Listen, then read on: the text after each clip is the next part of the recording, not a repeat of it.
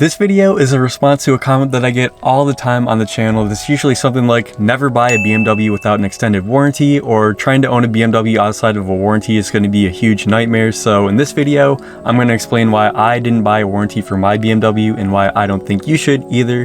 Then at the end of the video, I'm going to give you some common sense advice for alternatives to owning these cars without warranties.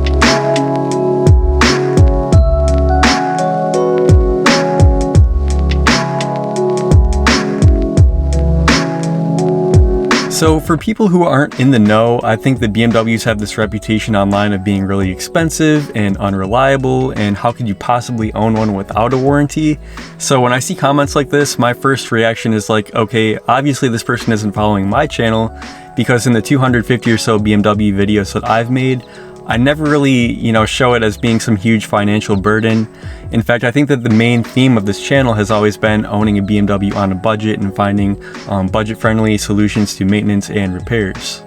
So to give you guys some background on my personal thoughts about these extended warranties, I used to work at Office Depot. It was my first job when I was in high school, and we had more sales training on warranties than any other type of product. Forget learning how to sell laptops, computers, printers. Everything that we were taught was how to get the customer to buy these extended warranties that honestly, most of the time, they didn't even really need. And it was made very clear to us in these meetings that these warranties were a big part of our store's profits, and we were even paid commissions when we sold them, which was a really nice incentive since we were only making about $7.40 an hour at the time. And these extended car warranties are the same way. It's a big source of revenue for the car dealership, and it's one extra upsell that they can tack onto your invoice, and you can bet that that car salesman is taking home a nice chunk of that in the form of a commission. To add insult to injury, you might even find that a lot of repairs aren't even covered, or they'll say that it's a wear and tear item and therefore not covered by the warranty. We recently took in Katie's Dodge Avenger for an issue with water leaking into the trunk through one of the taillights. One of the little seals around the light had worn out, so water was getting in there. And despite her having this warranty that she paid for through the Dodge dealership, they wouldn't cover the light. We're not sure why, but we had to pay full price out of pocket for that repair. Another consideration is that modifying your car in any way usually voids the warranty, and believe me, these warranty companies are looking for any excuse to deny your claim. So what do? Well, it really starts with buying the right car to begin with. Do your research, go on the forums, go on some owners group, and ask what the most common issues are with the car that you're looking at. You might find out that 200,000 mile 7 Series with like 5 owners and blue smoke coming out of the exhaust might not be the best choice. Maybe something like a 325i with full service records might be a better option for you. N52 gang, pretty reliable cars. Then when you actually do buy your BMW, or really any car, actually take care of it and maintain it.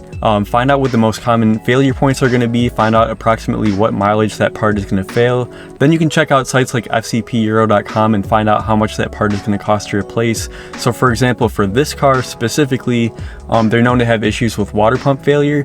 And I know that when that time comes, hopefully not for a while, but when that time comes, I know that that part is going to be around $450 or so to replace. Self-insure. So I can't stress how important it is to have an emergency fund. Keep $1,000 set aside for car repairs, and as you're budgeting for what kind of car you want to buy and how much you want to spend, don't include that $1,000. When you make your car purchase, you don't want your bank account to just go to zero. Keep $1,000 in there just in case.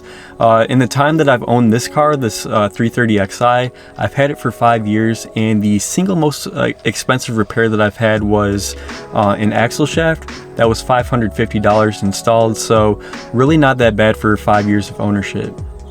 And the best part of self-insuring is that it's your money in your bank account. So it's not just in some warranty company's hands and they'll decide whether they're actually going to honor the warranty or not. It's your money, so maybe you have some other thing come up in your life that you need it for. You've got that $1,000 or $2,000 or however much you decide to set aside for it.